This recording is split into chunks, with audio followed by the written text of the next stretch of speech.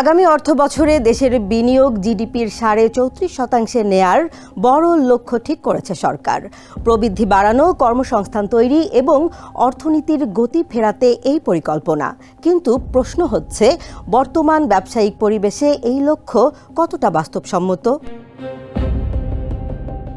সবকিছু ঠিক থাকলে আগামী 11 জুন জাতীয় সংসদে 2026-27 অর্থবছরের বাজেট উপস্থাপন করবেন অর্থমন্ত্রী আমির খসরু মাহমুদ চৌধুরী।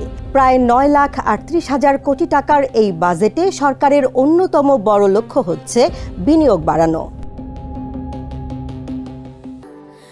স্যান্ডেলিনা সো, রূপচর্চায় আভিজাত্য।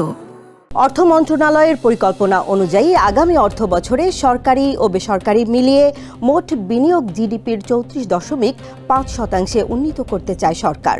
চলতি অর্থবছরে এই লক্ষ্যমাত্রা ছিল 30.8%। তবে অর্থনীতিবিদ ও ব্যবসায়ীরা বলছেন, শুধু লক্ষ্য নির্ধারণ করলেই বিনিয়োগ বাড়বে না, প্রয়োজন বিনিয়োগ বান্ধব পরিবেশ।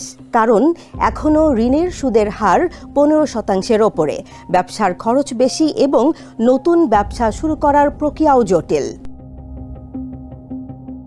পরিসংখ্যান বলছে, দেশের বেসরকারি বিনিয়োগ দীর্ঘদিন ধরেই চাপের মধ্যে রয়েছে।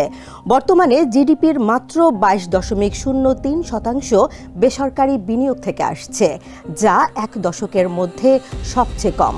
টানা 4 বছর ধরে কমছে এই অংশ। বিশ্লেষকদের মতে, প্রবৃদ্ধির লক্ষ্য 6.5% অর্জন করতে হলে শুধু সরকারি বিনিয়োগ বাড়ালেই হবে না, বেসরকারি খাতকে সক্রিয় করতে হবে। এর জন্য দরকার জ্বালানি নিশ্চয়তা, রাজনৈতিক স্থিতিশীলতা, সুশাসন এবং সহজ ব্যবসা পরিবেশ। সরকার অবশ্য বন্ধ কারখানা চালু, ঋণ সহায়তা এবং বিনিয়োগ প্রতিবন্ধকতা দূর করার পরিকল্পনা নিয়েছে। এর মধ্যে বন্ধ শিল্প প্রতিষ্ঠান চালুর জন্য 60,000 কোটি টাকার তহবিল এবং নগদ ঋণের জন্য 12,000 কোটি টাকা রাখার পরিকল্পনা রয়েছে। তবে বড় চ্যালেঞ্জ হলো, সরকারি বিনিয়োগ বাড়ানোর পরিকল্পনার বিপরীতে বেসরকারি বিনিয়োগের লক্ষ্য কিছুটা কমানো হয়েছে। ফলে আগামী বাজেটের বিনিয়োগ পরিকল্পনা কতটা সফল হবে সেটি নির্ভর করছে বাস্তবায়নের ওপর। অর্থনীতিবিদদের মতে, 1 বছরের মধ্যে সব সমস্যা দূর করা কঠিন হলেও সংস্কার শুরু করতেই হবে।